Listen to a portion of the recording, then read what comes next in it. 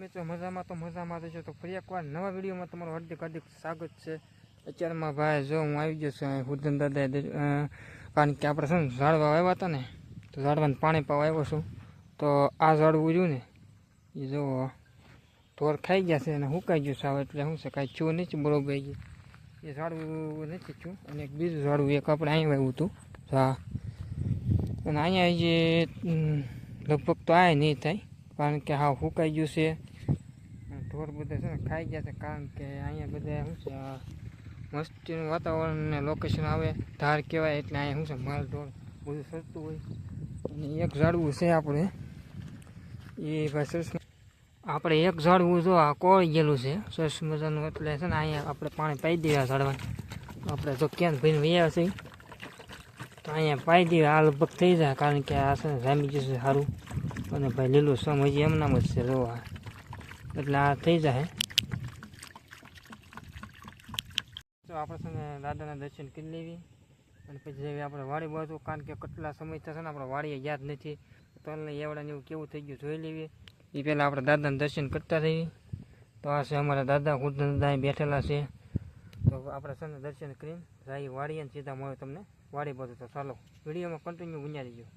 જો મિત્રો આ ચારે બાજુ છે ને આ જંગલ વિસ્તાર છે અમારા, આ બધું જો આખું અમારા જંગલ વિસ્તાર જેવું જ છે। આટલા જો ભાઈ સરસ મજાના રોજડા પણ સરસ છે, જો કેટલા બધા રોજડા છે।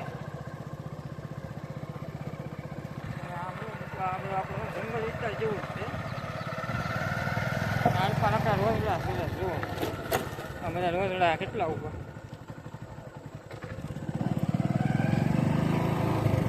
રસ્તો જોવો તમે, આ રીતનો કાંક આપણે રસ્તો છે બધો।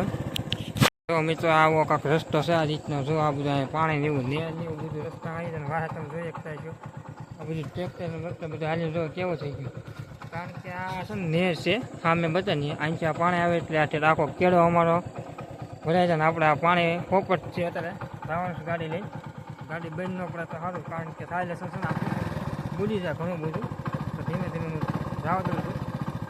ફાઇનલી મિત્રો વાડીએ પહોંચી ગયા છે ને આપણે છે ને અત્યારે તલમાં આટો માર્યો છે, કારણ કે ભાઈ તલ જુઓ આ બધા છે ને વરસાદના હિસાબે અને પવનના હિસાબે બધા તલ જો આ બધા પડી ગયા છે। આ બધા તલ જો આમ જોવો તો બધા તલ છે ને હોઈ ગયેલા છે, આ બધા ઠેઠ સુધી બધા તલ હોઈ ગયા છે, એટલે છે ને આને હવે છે ને આપણે તલ તો આવી ગયા છે સારા, પણ હવે આને આપણે ટૂંક સમયમાં વાઢવા પડશે, કારણ કે હજી વરસાદ આવશે ને એટલે હાવ તલ બગડી જશે। આ બધા હોઈ ગયેલા છે, આમ જુઓ ઠેઠ સુધી જોવો ને તો તમે જુઓ,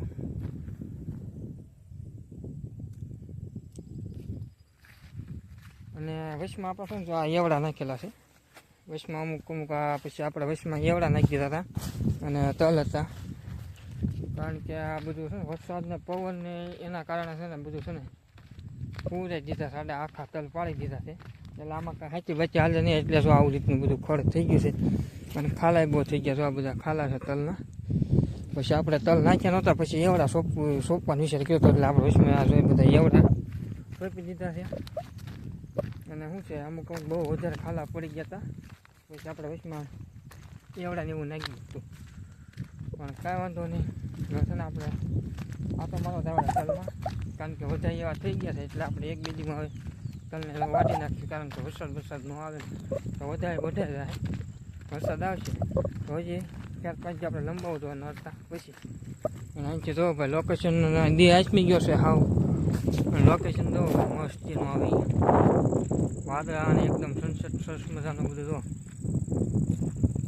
અને આ છે મિત્રો આપણે જે હામાં બતાવીએ, જો આ પાલીતાણાનો ડુંગરો છે, અમારા પાલીતાણા અહીંથી નજીક થાય 20 કિલોમીટર જેવું થતું છે પાલીતાણા, અને આની પાસે હસ્તગીરીનો છે, આ હસ્તગીરી, અને આની પાસે નહીં મિત્રો પાલીતાણાનો ડુંગર છે,